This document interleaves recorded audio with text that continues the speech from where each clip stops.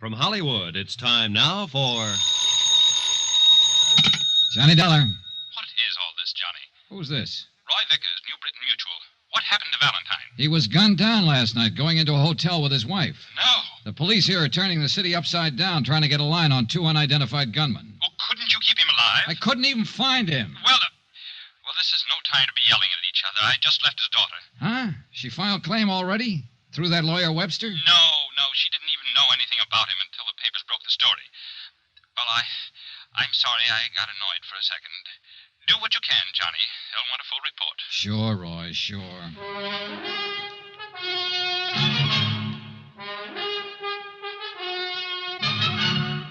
Tonight and every weekday night, Bob Bailey in the transcribed adventures of the man with the action-packed expense account, America's fabulous freelance insurance investigator. Yours truly, Johnny Dollar.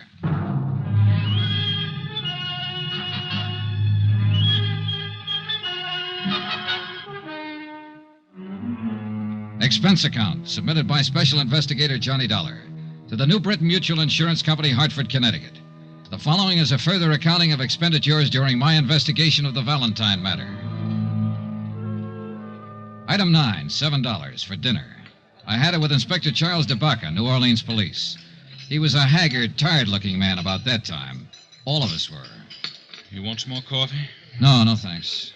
Two men, both about 6 feet, wearing dark suits and hats, medium to slight builds. One possibly 35, the other possibly 40. Well, that about ties up with the description of the two men who plugged Valentine earlier and earned him a place in the hospital. Yeah. We got more of a chance this time, though. Be some other witnesses. Somebody has to tell us what kind of a car they had and what direction they went. One thing, they weren't using silencers anymore. No, but they did a professional job. I think Valentine knew him, climbed out of that hospital bed to go out looking for him. Sounds reasonable. How do you figure the rest of it, Inspector? Well, Valentine saw the newspaper story and knew his wife was in town. He went over, got her, and I take it they were going to check into a new hotel when their friends showed up. She just happened to get in the way, huh? Sure. Why'd anybody want to shoot her? Why would anybody want to shoot him? Well, because no matter what he was now or how he was playing it, he still lived pretty hard way back then. A man who's lived the kind of life he has and done the things he has is bound to make a few enemies who'll remember. No, I think it has something to do with his family. I agree with you that Valentine probably made enemies all over. But he wasn't the kind of man to get excited about any of those kind of people. He pretty well knew how to take care of himself and handle trouble. That's why he was out looking for them. You sound pretty certain. It seems to me that if Valentine had been expecting trouble from some of the old-timers, he'd have carried a gun. You got a point. But then again, he was pretty gentled up. You know how he spent most of his time? Painting. Huh? And that house he bought out in Jefferson Parish is covered with pictures he's done since he's been out. Oils. Pretty good, too. When he wasn't painting it, he was listening to music. You'd hardly think of Danny Valentine taking up the arts. Hardly ever. Well, I've got to make a call and get busy. Yeah. Inspector. Yeah? Any objection to me going out and looking around that house? It's your privilege. Personally, I'm going to look around town for a couple of gunmen. Anyone out there now? His cook, her name's Yachino. Nice woman. Okay, I'll keep in touch with you, Inspector. Do that. Dollar, Now what? you forgot to tell me you looked up the old family lawyer, Conrad Webster, the other night. Oh, I was trying to find Valentine, the same as you. Well, if you happen to run into Webster again, you tell him to drop in and see me. Huh? He is missing. I didn't know what to say to that, so I left him standing there and went back to my hotel and shaved, changed clothes, and tried to go over the whole thing in my mind. I did phone into the police station and find out that the slugs that had killed Valentine and his wife were from an Italian-make pistol, a Rombero, 37.5 caliber. So far, untraced. Expense account, item 10, cost of cab, from my hotel to Danny Valentine's house in Jefferson Parish.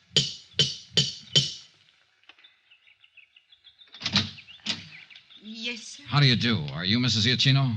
Yes, sir. Who are you, please? My name is Johnny Dollar, Mrs. Iachino. I'm from New Britain Mutual Insurance Company. I'd like to talk to you, if I may. About Mr. Valentine? Yes. Not right now, Mr. Dollar. Some other time, huh? Well, if you prefer it that way, Mrs. Iachino, but... It's been a hard day here. I mean, Mr. Valentine's death and his wife being killed with him. All of these policemen in and out of here, and now Miss Ward and all. Miss Ward, his daughter? Yes, she's here. Arrived 2 hours ago. Stay here. Could I see her? You come tomorrow, Mr. Dollar, please. Tomorrow. Mrs. Giacchino. Yes, Miss Ward. Who is it? Mr. Dollar, he's from the insurance company. Insurance company? Yes. I'd like to talk to Mrs. Giacchino. Teresa Ward stood at the base of the iron grill stairway, tall and dark-eyed. And I saw that, like her mother, she had a quiet intensity about her face that made it beautiful. At the same time, ageless. She smiled politely at me. I could only stand there without speaking for a long moment, looking at her. Then Mrs. Giacchino excused herself, and we were alone. I wanted to talk to someone who might be able to give me a little more information about all this. It's all quite new to me. I'll tell you what I can, Miss Ward. My name is Valentine, isn't it? Really, Valentine? Yes, it is. Well, suppose we correct that mistake right now. Sure. There's nothing wrong with Valentine. From what a Mr. Vickers from the insurance office in Hartford told me, I'm to be quite well off because of this man that was murdered. You mean Dan Valentine? Yes, Dan Valentine. They tell me he was my father. Who told you? Oh, reporters at home and your insurance company. Mother told me my name was Ward. Poor thing. Must have been difficult for her over the years, keeping the secret from me. Yes, she told me she thought it was the best thing. She, well, the same as he did. Tell me about my father. Was he a bad man? Oh, as good or as bad as the Volstead Act made people. I only met him a couple of times. To awaken one morning and discover that you're the only daughter of a famous racketeer who's been murdered. Look, Miss Ward, if he had anything to do with the way you turned out, with what you seem to possess within yourself, I'd say offhand that whatever he was or did, he thought of you. Are you flattering me? I'm not trying to. You seem like a very nice person. And so do you, Mr. Dollar. Will you tell me all about this, please? Well, let's see. You're 21, isn't that right? Yes. Just about 15 years ago or so, your father was on trial for income tax evasion. Just before he was convicted, he set up a trust fund with my insurance company to provide for you. It's been paying money for your support and education ever since. According to the terms of the trust, all of the money becomes yours now that your mother and father are dead. It comes to well over $50,000. That's all there is to it? Mm-hmm. I suppose I'm grateful to him. I suppose I should be grateful. I can't say that I'm particularly sorry about his death any more than I would be if any other human being died violently somewhere. But about Mother's death, I miss her very much already, Mr. Dollar.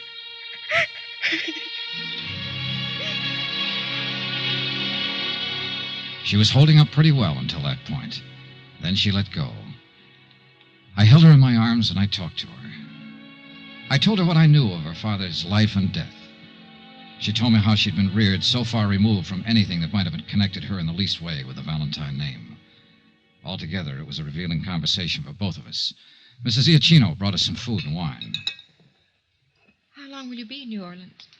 Until all of this is straightened out? You mean until they find out who killed my mother and father? Yes. How about you? Oh, I really don't know. After the funerals, I suppose I'll go back.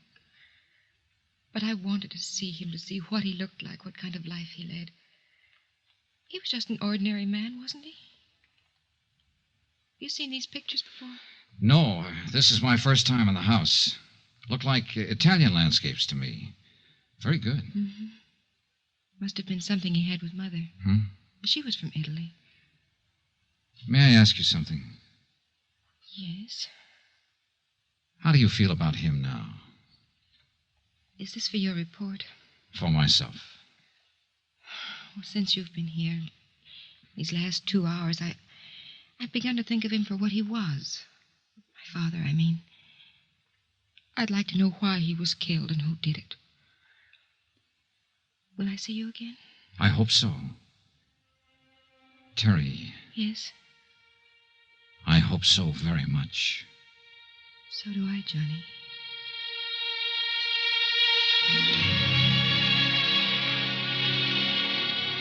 I left her at the door that night with a warm sensation inside of me. Something I certainly hadn't expected in the business at hand.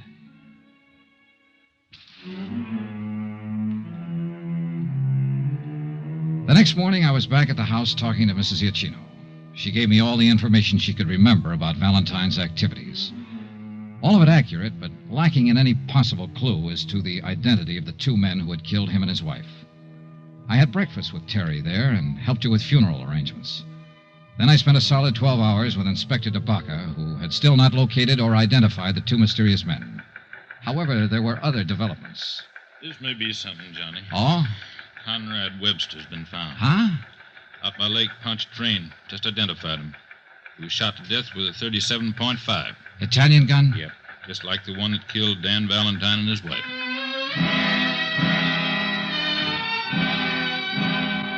It later developed that the slugs taken from Webster's body, when compared with those that had killed the Valentines, were fired from the same weapon. The case took on proportions. Every available bit of information regarding the two ex-big shots of the 20s was located, read, and reread. It meant activity in cities like St. Louis, Chicago, Detroit, and New York.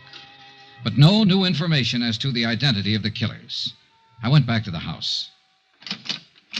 Johnny. Here. What is this? You're shaking. Hold me, please. Sure. I suppose I'm being a terrible fool about it all, Johnny, but they've been after me all day. Cheap little things. Newspaper syndicate wants me to write my exclusive story as the shadow daughter of Dan Valentine. Fairy princess of a racketeer. Take it easy. Even Hollywood called some producer. Oh, Johnny, I shouldn't have come here at all. Then what would I have done, Terry? And what would I have done? Make yourself a drink, Johnny. I'll go put on a new face.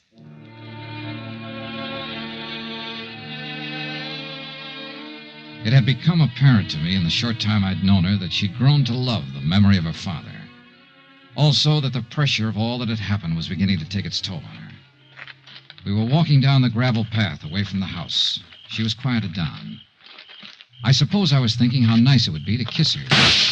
I twisted, trying for the gun inside my pocket, but there was nobody to shoot at. The two men who had fired the guns were already out of sight. I was alone with Terry Valentine, who was hanging on the gate. I caught her before she fell. Why me, Johnny? Why? She was dead before I could answer.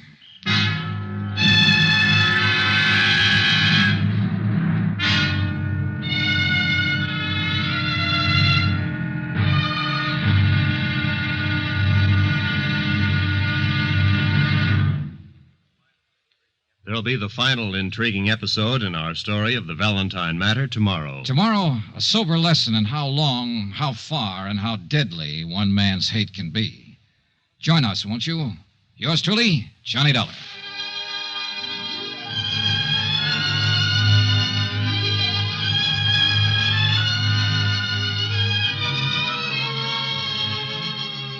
Yours truly, Johnny Dollar, starring Bob Bailey, is transcribed in Hollywood. Written by John Dawson, it is produced and directed by Jack Johnstone. Be sure to join us tomorrow night, same time and station, for another exciting episode of Yours truly, Johnny Dollar. Roy Rowan speaking.